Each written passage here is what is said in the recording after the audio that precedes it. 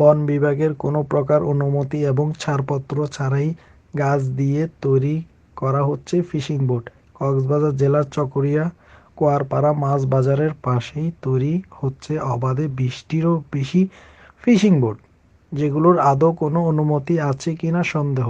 সরেজমিনে গিয়ে দেখা যায় ফিশিং বোটগুলোর মালিক প্রভাবশালী হওয়ায় স্থানীয় লোকজন কেউ কোনো কথা বলতে সাহস পাচ্ছিল না। আশেপাশে মানুষ থেকে খোঁজখবর নিয়ে জানা যায় ফিশিং বোট তৈরির কর্মকাণ্ড চালাচ্ছে কাশেম মাঝি নামে এক ব্যক্তি। বারবার চেষ্টা করার পরেও কাশেম মাঝির সাথে যোগাযোগ করা সম্ভব হয়নি। এক পর্যায়ে কাশেম মাঝির ছেলের সাথে মুঠোফোনে যোগাযোগ করলে তিনি আমাদেরকে বলেন তিনি নাকি ওখানের স্থানীয় একজন সাংবাদিকের ছোট ভাই এবং কি আমাদের সংবাদকর্মীকে সংবাদ তথ্য গ্রহণে বাধা সৃষ্টি করেন।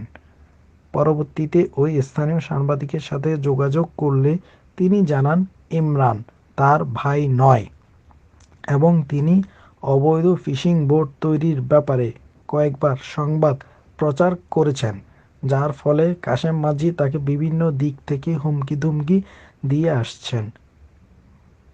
বছরের পর বছর বনের কাঠ দিয়ে এ সমস্ত অবৈধ ফিশিং বোট তৈরি করা হলেও স্থানীয় প্রশাসন এবং বন বিভাগের কর্মকর্তারা কোনো প্রকার পদক্ষেপ গ্রহণ করতে দেখা যায়নি।